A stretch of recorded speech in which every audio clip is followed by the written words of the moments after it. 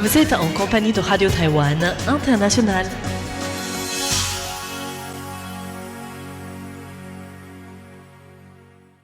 Bonjour à toutes et à tous, bienvenue sur Radio Taïwan International en ce dimanche 14 décembre 2025. Vous écoutez tout de suite On en parle à Taïwan et si vous nous écoutez sur Internet, ce programme sera suivi des 2 émissions musicales hebdomadaires, Partitions orientales et Sous des cieux amplifiés.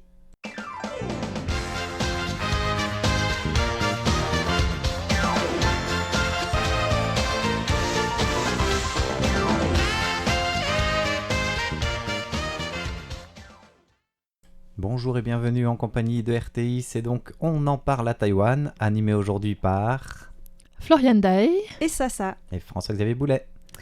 Alors c'est même une émission particulière qu'on vous propose aujourd'hui parce que nous avons eu des jeunes invités cette semaine à la radio. Si vous nous suivez sur les réseaux sociaux, vous avez peut-être vu de passage au studio mais aussi dans la grande salle de conférence de RTI. Nos élèves, ce sont des élèves en fait français et francophones de l'école européenne de Taipei. Oui, de la section francophone, comme tu disais. Voilà, Ils sont en classe de CM2, ils sont venus découvrir un petit peu une journée thématique de visite de la radio, donc les métiers de la radio, et puis essayer de s'exercer aussi au micro, parce que dans leur cursus, en fait, cette année, leur professeur va leur faire découvrir la programmation d'un podcast. Ils ont un genre de petite web radio sur le campus où ils vont essayer aussi de s'entraîner à faire des mini-émissions. En tout cas, ça leur a bien plu. Oui, et d'ailleurs, donc ils sont venus toute une matinée. Ils étaient 21 élèves, il me semble, et 3 encadrants. Et donc, on a passé d'abord une première partie à leur expliquer un petit peu le fonctionnement, l'histoire de la radio, et puis comment parler aussi, comment préparer une émission. Et après, donc, ils sont descendus par petits groupes dans le studio pour enregistrer des petits textes qu'ils avaient préparés.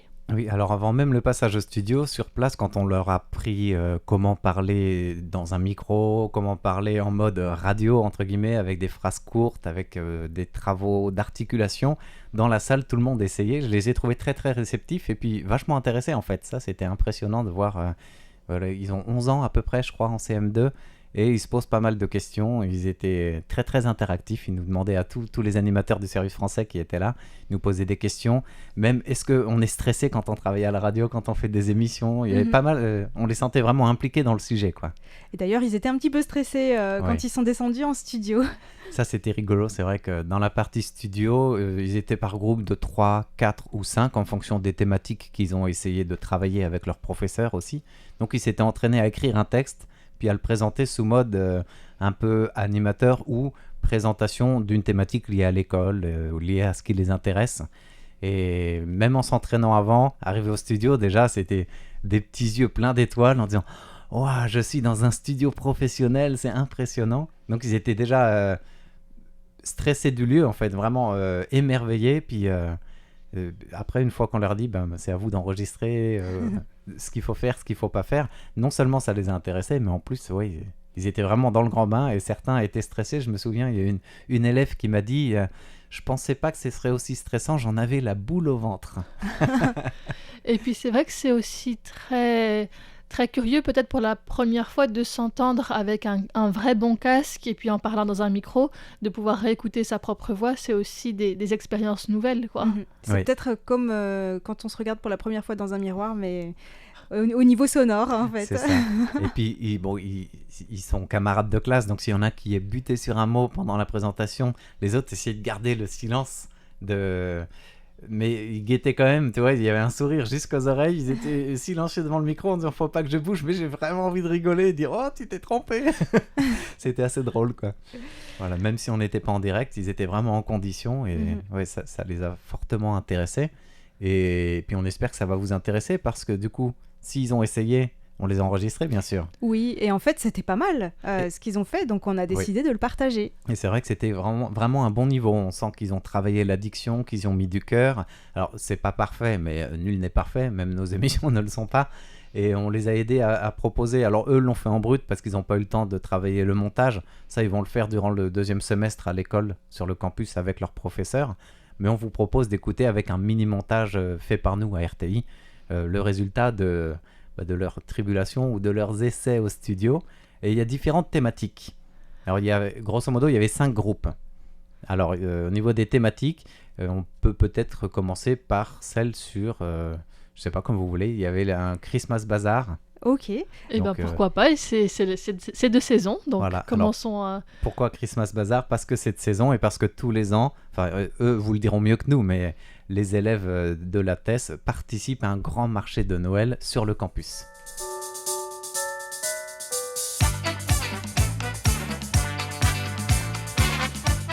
Chers auditeurs et auditrices, bienvenue dans notre émission.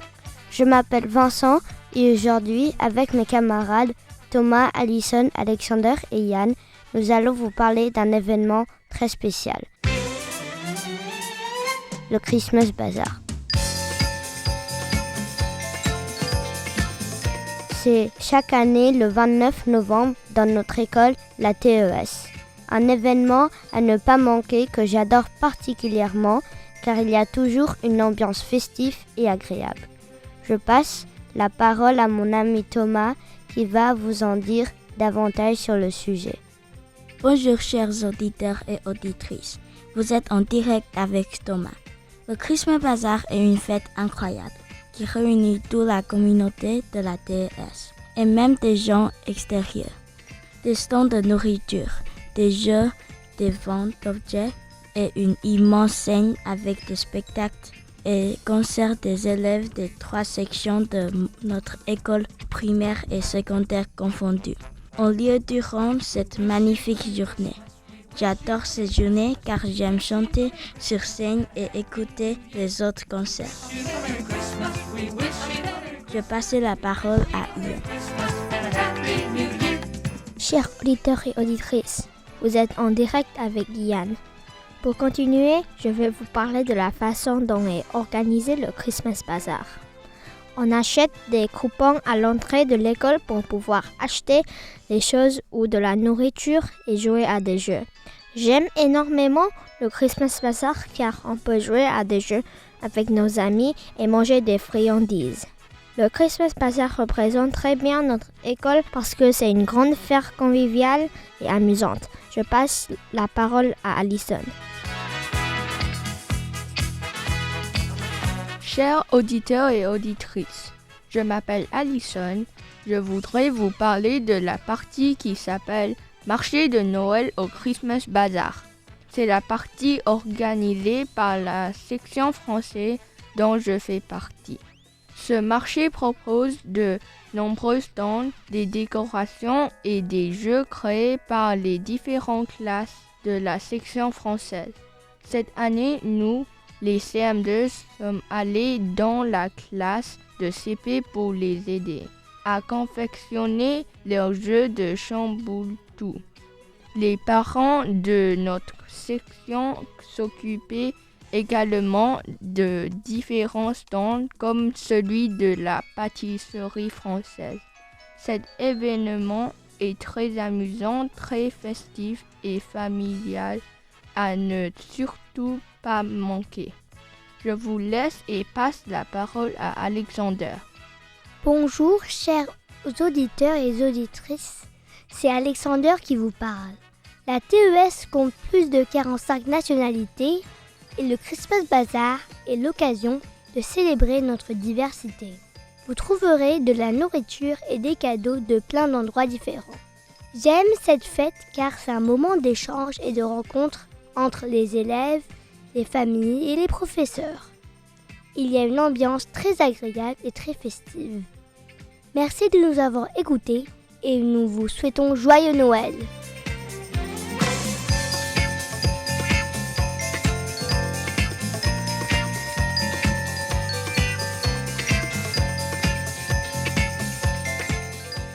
Waouh, c'était vraiment intéressant. J'ai découvert qu'il y avait des pâtisseries françaises au bazar Christmas de la TES. Et c'est un bazar, vraiment bazar, où il y a de tout et de rien. Il y a le chamboule-tout, il y a des activités de jeu, il y a la vente. Et puis, c'est les 3 sections, comme les élèves le disaient, qui mettent la main à la pâte pour organiser eux-mêmes Moi, ce qui m'a touché, c'est un élève de CM2 dans son partage, il disait « Nous, cette année, on aidait les élèves de CP à confectionner leur stand. Et je trouve ça super pour eux de dire « On va aider les plus jeunes parce que c'est l'ambiance festive de Noël. » Et à mon avis, sur le campus, ça devait être chouette, ouais. Oui, et puis c'était intéressant aussi de voir qu'il y avait des stands alimentaires parce qu'il y a beaucoup de saveurs qui sont spécifiques de Noël, en tout cas en Europe, et qu'à Taïwan, on a parfois du mal à retrouver. Et ça fait justement penser à une autre émission, un autre sujet qui a été abordé, qui était celui de la semaine du goût. On écoute ça. Chers auditeurs et auditrices, bonjour et bienvenue à la radio RTI. Je m'appelle Romy et Ali, Bruce, Evelyne et moi-même allons vous parler de la semaine du goût.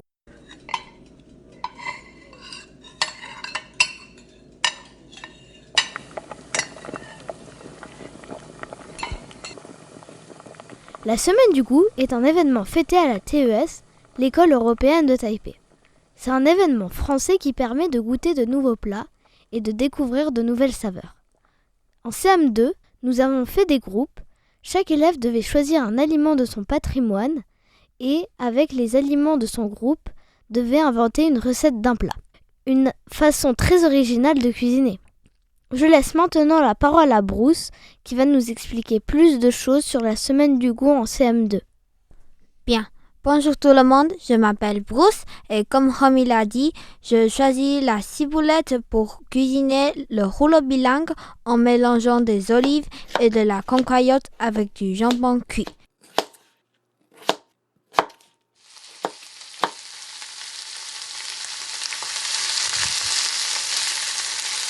C'était délicieux. Nous avons beaucoup aimé cette activité. Si je peux, je voudrais faire encore une fois. Maintenant, je laisse la parole à Evelyne. Bonjour tout le monde, je m'appelle Evelyne et on a aussi travaillé ensemble avec un merveilleux chef appelé Paco. Il a cuisiné des pâtes avec des légumes et de la mousse au chocolat en nous enseignant les différentes étapes.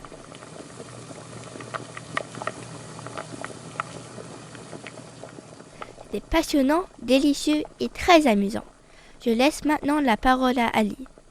En conclusion, la semaine du goût à la TES nous permet de découvrir d'autres plats et des saveurs du monde. C'est un moment très convivial et très plaisant. Pour ma part, j'ai beaucoup aimé cuisiner avec mes camarades et ma mère, car certains parents étaient invités à aussi venir nous aider. C'était la première fois pour ma mère et elle était très contente. Donc un événement à refaire chaque année pour le plaisir des pupilles et des papilles. À bientôt pour une nouvelle émission. Merci de nous avoir écoutés.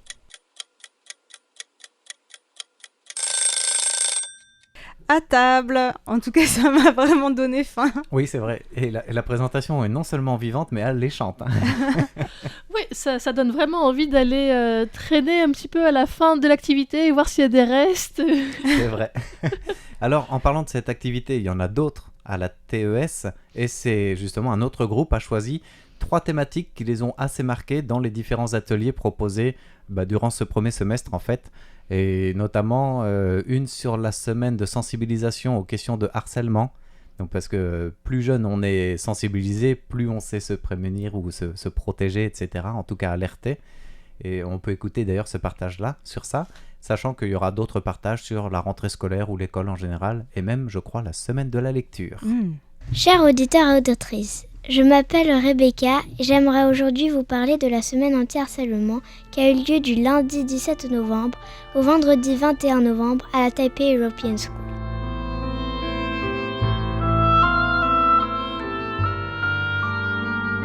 Cette semaine a été créée pour apprendre aux enfants à réfléchir au harcèlement et à ses conséquences. Ainsi, pendant toute une semaine, dans toute l'école, des actions sont menées pour sensibiliser contre le harcèlement. Des ateliers sont réalisés tout au long de la semaine où on apprend ce qu'est le harcèlement, comme le déceler et ce que l'on peut faire pour l'arrêter. Nous travaillons donc en groupe à travers des ateliers et essayons de mieux comprendre cette forme de violence. Cette semaine-là, je me suis sentie un peu triste car j'ai imaginé ce que pouvaient ressentir les personnes harcelées et cela m'a fait réfléchir à ce que je pouvais ressentir si j'étais moi-même victime de harcèlement. Une chose à retenir, surtout en cas de problème, parlez-en à votre entourage. Ne jamais rester dans le silence, car c'est un sujet très grave et très sérieux. Merci de m'avoir écouté et à très bientôt dans nos prochaines émissions. Je laisse maintenant la parole à ma chère amie Evie qui veut parler d'un sujet plus léger, la rentrée des classes.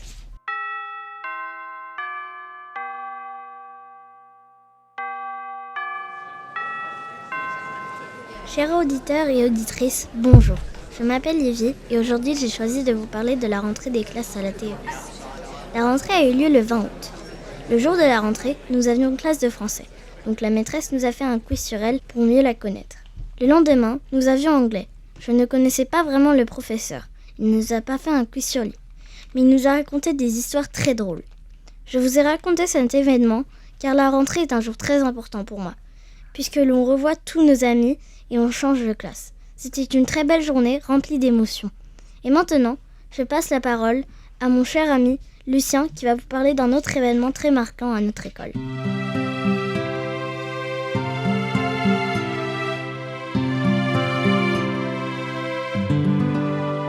Bonjour et bienvenue à notre émission spéciale. Je m'appelle Lucien et avec mon amie Christy, nous allons vous parler aujourd'hui de la semaine de la lecture qui a lieu chaque année dans notre école, la TES. Plusieurs activités autour du livre sont proposées pendant cette semaine-là, comme la réalisation d'affiches pour présenter notre livre « Roue de cœur ». Cette année, nous avons eu l'honneur d'accueillir un grand écrivain, Jacques McGee-Phillips, qui est l'auteur de La Bête et Bethany. Jacques McGee-Phillips s'est présenté et nous a proposé un atelier autour de l'écriture en nous faisant rédiger une histoire. C'était une activité passionnante car j'adore écrire des histoires et surtout des histoires qui font peur. Je laisse la parole à Christy qui va poursuivre cet événement littéraire. Bonjour, vous êtes avec Christy. Je voudrais vous parler de mon moment préféré lors de la semaine de la lecture, qui est la foire aux livres. En effet, lors de cette semaine, la librairie francophone Le Pigeonnet tient un stand tout au long de la semaine dans notre école et cette année, grande nouveauté, car nous pouvions acheter directement les livres qui nous plaisent. C'était super. Mon livre préféré est Penny Jones, un livre d'aventure qui est très intéressant et que je recommande à tout le monde. C'est fini pour aujourd'hui. À bientôt pour une prochaine émission. C'était Lucien et Christy à l'antenne et Rebecca et Evie.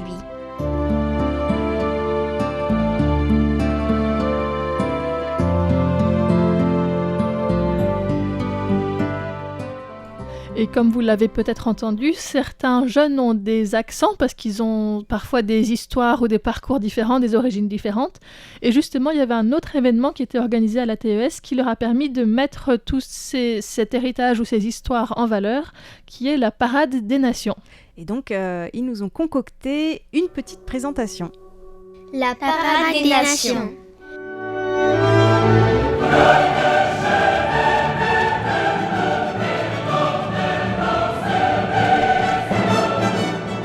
Chers auditeurs et auditrices, bienvenue à la radio RTI. Nous sommes Olivia, Bella et Adèle. Je suis la présentatrice de cette émission. Aujourd'hui, on va vous présenter la Parade des Nations qui a eu lieu le 3 octobre dans notre école, la TES, l'école européenne de Taipei. On fait de la Parade des Nations pour mettre en valeur toutes les différentes cultures de notre école qui est internationale. Ce jour-là, tous les élèves représentent leur nationalité en portant des tenues traditionnelles de leur pays ou le drapeau de leur pays ou d'un pays qu'ils aiment particulièrement. Comme mon grand-père vient de Shanghai, en Chine, je me suis habillée avec une robe traditionnelle qui est en dentelle.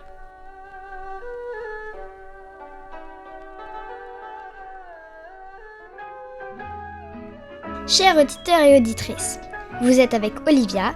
La Parade des Nations est un moment de l'année marquant et festif. De mon côté, j'ai porté des habits typiques de France, une jupe et un béret bleu, blanc et rouge. Attendez, ce n'est pas tout. Je vais laisser la parole à notre chère amie Bella.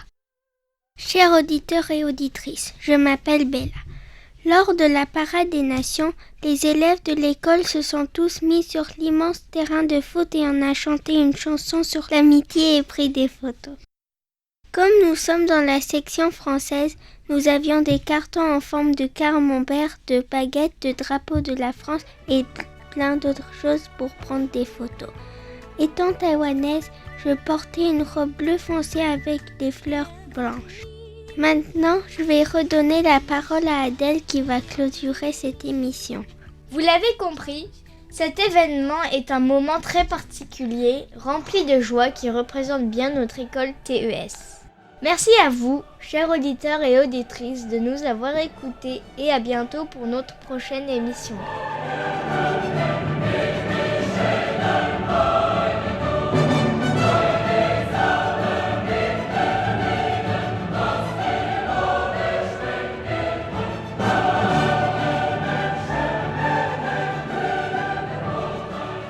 Alors, ces élèves ont mis l'accent sur la nationalité qu'ils représentaient. Donc, il y avait Taïwan, la France, la Chine aussi. Sachant qu'il y a, un autre élève le disait dans une chronique précédente, 45 nationalités présentes sur le campus. Ouh. Donc, ça doit être impressionnant, riche en couleurs et en diversité, cette grande parade des nations. J'ai bien aimé quand il disait qu'ils avaient mis des panneaux, je crois, en forme de camembert pour la France. Voilà, pour la photo, c'est rigolo. Voilà. Alors un autre groupe a voulu partager une autre activité assez culturelle et puis artistique aussi, je ne sais pas comment la classer. C'est de la musique classique parce qu'ils ont de la chance, ces élèves, d'avoir reçu à l'école plusieurs musiciens professionnels de l'Orchestre Philharmonique de Berlin, rien que ça. Wow. Donc ils ont été tellement marqués et enchantés par cet échange qu'ils ont voulu le partager à l'antenne.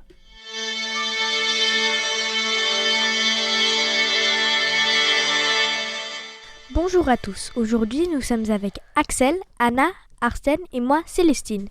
Nous allons vous parler du Philharmonique de Berlin.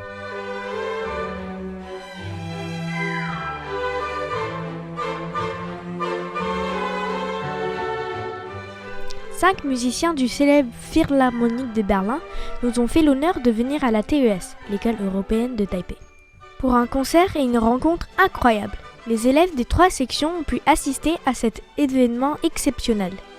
Chers auditeurs et auditrices, Axel à l'antenne. En effet, lors de ce concert, 4 musiciens de cet illustre orchestre nous ont fait vivre une expérience musicale merveilleuse. 2 d'entre eux venaient d'Allemagne, 1 de Suisse et 1 de Pologne. Ils nous ont présenté des morceaux tels que Le requin, L'abeille et un air d'opéra composé par Puccini. Nous avons beaucoup aimé ces 4 morceaux musicaux. De plus, il y avait une très belle ambiance. Pouvez-vous nous donner plus de détails ? Bonjour, vous êtes avec Anna. Je vais vous parler des instruments que les musiciens avaient. 2 qui jouaient du violon, 1 qui jouait de la vieille de gambe, un autre qui jouait de la contrebasse et un dernier qui jouait du violoncelle. Le groupe était composé d'une femme et de 4 hommes. J'adore tous ces instruments. Quel bonheur de pouvoir les écouter. Qu'avez-vous le plus aimé de ce concert ? Nous avons tout aimé, mais nous avons nos coups de cœur. Tout d'abord, l'instrument que l'on a préféré est la contrebasse, parce que c'est le plus dominant. Nous avons aussi aimé la pièce Le requin, car c'était rapide et il y avait un petit peu de suspense, et avons adoré l'échange avec eux. Ils étaient très sympathiques et drôles. Nous les remercions encore pour ce moment inoubliable. Ainsi s'achève notre émission. Merci à tous de nous avoir écoutés.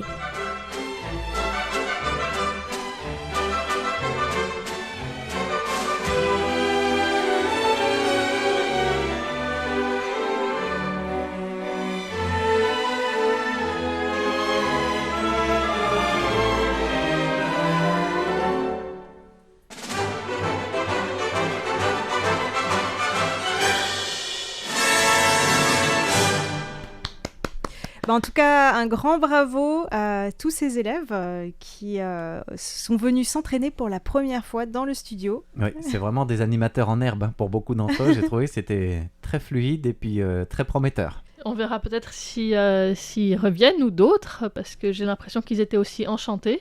Et comme il nous reste quelques minutes dans On en parle à Taïwan, nous allons partager notre coup de cœur de la semaine. C'est un petit peu en lien avec le club de la lecture dont nous ont parlé les élèves. Je crois, Floriane, que tu étais aussi un club de lecture. Oui, donc il y a un groupe de lecture bilingue en fait qui se retrouve à peu près une fois tous les 2 mois à Taipei, qui dure depuis plus de 3 ans déjà. Et donc à chaque fois, c'est un nouveau texte qui est partagé, donc souvent un chapitre. En bilingue, c'est-à-dire en mandarin et en anglais, c'est ça ? C'est ça, en mandarin et en anglais. Donc ce sont à chaque fois des textes qui ont déjà été traduits ou au moins partiellement traduits qui sont proposés. Cette semaine, eh bien, c'était un livre de Siaman Rampongan. Donc ça, je crois que c'est quelqu'un que tu as déjà rencontré. Oui, en fait, j'ai assisté à l'une de ses conférences à la librairie francophone Le Pigeonnier. Donc, Siaman Rampongan, c'est un auteur de l'île des orchidées, de l'ethnie Tao ou Yami, et qui est très intéressant. D'ailleurs, il a quelques livres publiés aussi en français, enfin traduits en français, notamment La mémoire des vagues et Les yeux de l'océan. Ouais. Mais je crois que là, c'était un autre livre qui n'a pas encore été traduit en français. Oui, alors le titre en anglais, c'est The Eyes of the Sky, donc les yeux du ciel. En mandarin, c'est Tiankong de Yanjing, donc c'est aussi ça. C'est raconté du point de vue d'un poisson, en fait, un gros poisson qui est âgé aussi et qui nage et qui réfléchit donc sur les techniques de pêche qui ont évolué. Les différentes manières de chasser en fait d'autres poissons, comment chaque espèce se comporte aussi. C'est vraiment présenté du point de vue du poisson. C'est assez rare qu'il y ait un roman comme ça qui nous présente... Bon, c'est pas très crédible du côté des réflexions sur le monde extérieur, donc on se dit mais comment un poisson pourrait savoir ça ? Mais je trouve que c'était très intéressant par rapport à la présentation de tout l'environnement, de comment il nage, de ce qu'il voit au-dessus de lui par exemple, donc une longue bande noire avec comme des ailes qui est en fait un canoë et des rames. C'était une lecture intéressante. Du coup, ça raconte aussi la manière de pêche traditionnelle des Tao, mais vue du poisson lui-même. C'est ça. D'accord. Et comment c'est différent par rapport aux grands bateaux de pêche qui arrivent avec des filets qui ramassent plusieurs tonnes de poissons en une seule fois. Traditionnel ou industriel. Voilà, et tous les effets que ça a aussi sur l'écosystème marin, en fait, parce que lui, il voit, il y a beaucoup moins de... Alors les poissons volants, ils en parlent aussi, qui sont une des nourritures principales pour les habitants de l'île des orchidées. Donc voilà, c'était un petit peu ça le texte. Et c'est toujours très poétique en fait les textes de Siaman Rampongan, je trouve. J'aime beaucoup ce côté-là et c'est un écrivain pêcheur. C'est un Taïwanais, mais qui a dit pendant la conférence au Pigeonnier qu'il était pratiquement même plus reconnu en France grâce à la traduction de ses romans qu'à Taïwan, parce que les Taïwanais, globalement, s'intéressent pas forcément énormément à la littérature des autochtones. Et donc lui, en plus, il écrit en mandarin, donc c'est... Alors que voilà, normalement, la langue qu'il parle avec ses parents, c'était le Tao, mais c'est une langue qui est en train de se perdre. Oui. Donc pour lui, c'est assez intéressant de voir comment le mandarin, finalement, qui n'est pas la langue des Tao, lui permet quand même d'être traduit ensuite dans d'autres langues à travers le monde. Et traduire en gardant la plume poétique de l'autochtone, ça doit être un sacré défi aussi. Après, il a aussi vécu pendant de nombreuses années à Taïwan, donc il a aussi toute une partie de sa vie où il n'était plus sur l'île des orchidées et il a pas que cette expérience non plus de la vie traditionnelle là-bas. Donc c'est aussi intéressant de remettre ça avec ce contexte. Mais c'est un livre donc qu'on espère qu'il sera un jour bientôt traduit en français aussi, pour pouvoir vous en partager un petit peu plus. Je voulais aussi vous partager peut-être les bilans avec un seul mot pour clore le débat qu'il y a eu. Donc quelqu'un avait dit fishy, donc c'est, on peut dire c'est poissonneux, mais c'est aussi un peu bizarre ou étrange. Il y avait aussi des réflexions sur le capitalisme, la réciprocité, la prédation, la modération également par rapport aux techniques de pêche. Donc voilà un petit peu de quoi vous donner faim pour en savoir plus. Eh bien, c'est sur cette histoire de poisson qu'on arrête l'émission de ce dimanche. Oui, qui était une émission spéciale et on vous donne rendez-vous dimanche prochain pour une autre émission spéciale, cette fois-ci avec des étudiants. À bientôt!